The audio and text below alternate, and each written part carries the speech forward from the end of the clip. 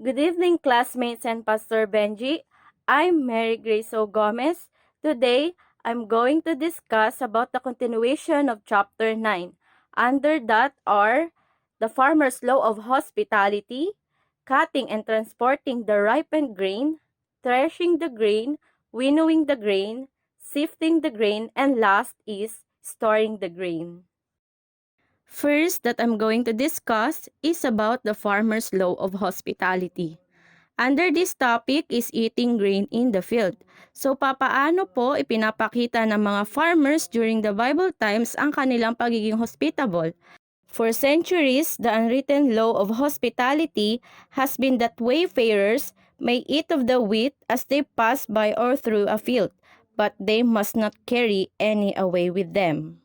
Ito pong eating grain in the field was the unwritten law of hospitality during the Bible times, na lahat po ng wayfarers means person who travels on foot, ay allowed po sila na kumuha ng grain from the wheat field na madadaanan po nila. Pero hindi po sila allowed na magdala or sa term po natin ngayon ay mag-take out po ng mga grain from the farmer's field.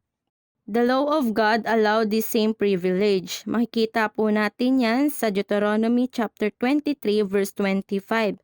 Sabi po doon, when thou comest unto the standing corn that is grain of thy neighbor, then thou mayest pluck the ears with thine hand, but thou shalt not move a sickle unto thy neighbor's standing corn. Makikita po natin ang sabi po sa Bible na they are allowed to pluck the grain from the wheat field at kainin po yun agad. Hindi po pwede na magte-take out po sila na tinasabi po nating term ngayon at iuuwi po nila sa kanilang bahay. Kaya nga po sabi po dito, thou shalt not move a sickle unto thy neighbor's standing corn. Ang sickle po kasi it is used to cut the ripened grain. This same privilege were enjoyed by the disciples of the Lord Jesus Christ during their times. Makikita po natin yan sa Luke chapter 6 verse 1. Sabi po doon, and it came to pass on the second Sabbath after the first that he went through the cornfields, and his disciples plucked the ears of corns and did eat, rubbing them in their hands. Yung mga disciples ay kumuha at kumain po doon sa cornfield na kanila pong nadaanan. But they were criticized by the Pharisees dahil ginawa po nila ito during the second Sabbath day. So, paano po nila ginagawa po iyon during their times? So, una po, kukuha po sila ng grain from the wheat field at kapag nakuha po nila yon, ilalagay na po nila yun sa kanilang kamay. Then, irarab po gamit ang kanilang kamay. Kapag nawala na po yung balat po doon sa grain, pwede na po nila iyon kainin. Next po, under the farmer's law of hospitality is grain left for the poor. The Mosaic law also had a provision in it to help take care of the poor in connection with the grain harvest. During reaping or cutting of the wheat po that time, hindi po nila ginagather lahat yung mga nasa corner of the field. Bakit po kaya? Dahil itinitira po nila iyon para sa mga mahihirap or dun po sa mga strangers na mapapadaan po sa kanilang field or dun po sa wayfarers. These ancient customs still carry out by the Arab farmers today. This topic about the farmer's law of hospitality ay meron pong dalawang unwritten law. First, eating grain in the field, and second, grain left for the poor. Second topic is about cutting and transporting the ripened grain. Cutting the ripened grain. The ripe grain is cut with a sickle. In early times, sickles were made of flint, but in later periods, there were some made of bronze or of iron.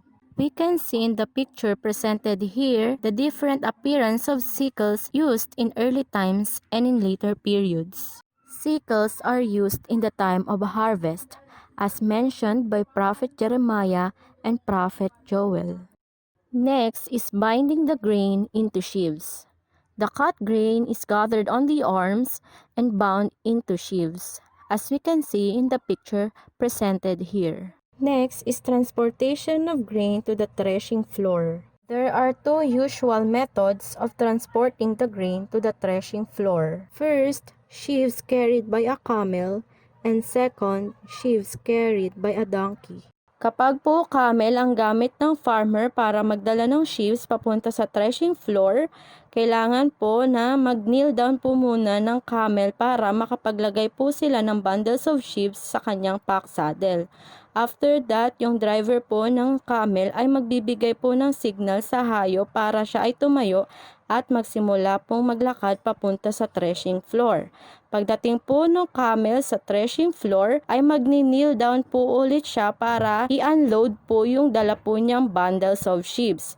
After that ay babalik po ulit yung camels doon po sa gathered ng sheaves and then maglo-load po ulit and then pupunta po ulit siya sa threshing floor.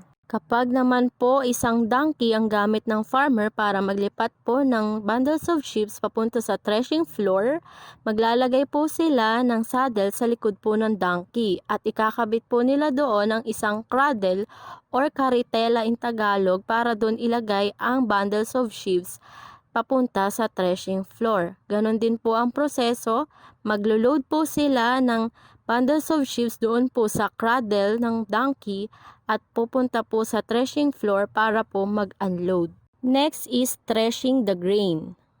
Threshing floor. Dito po sa threshing floor ay inilalagay ang lahat po ng bundles of sheaves na dinala po nung camel or nung donkey. Threshing floor is in circular space from 30 to 50 feet in diameter and the ground is smoothed off and beaten solid. Methods of threshing. 3 methods of threshing were used in ancient times. First, using a flail. This wooden instrument was used by Ruth as mentioned in Ruth chapter 2 verse 17. It also used by Gideon when he was threshing a small amount of wheat secretly in Judges 6 verse 11. Next instrument used in threshing the grain is called threshing board or threshing sledge. This threshing board is composed of 2 wooden planks joined together, about 3 feet wide and 6 feet long. Sa ilalim po ng wood na yon ay meron pong rows of cut square holes na nilagyan po ng stones or pieces of metal na matutulis po. Yung threshing board na po iyon is pulled by the oxen over the grain at yung thresher or yung tao ay uupo or nakatayo po doon po sa taas ng threshing board habang po iyon ay hinihila ng oxen. Third, the oxen alone were driven over the grain in order to thresh it. So pinapalakad lang po nila yung mga oxen doon sa layers of grain para yung hoofs po nung paa po nila, yun na po yung nagwo-work for threshing the grain. Next is winnowing the grain. Winnowing was accomplished by the use of either a broad shovel or of a wooden fork.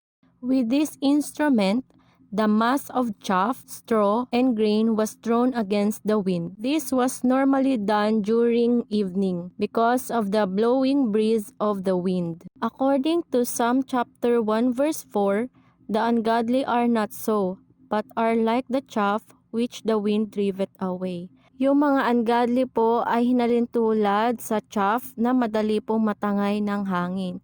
Kasi during the winnowing process, yung mga chaff po ay tinatangay ng hangin. And they are not fully rooted and grounded po sa Panginoon. Kaya madali silang matangay ng mga katuruan na gawa ng kaaway. Next is sifting the grain. When the winnowing process is over, then comes the sifting of the grain. This is the task of the woman.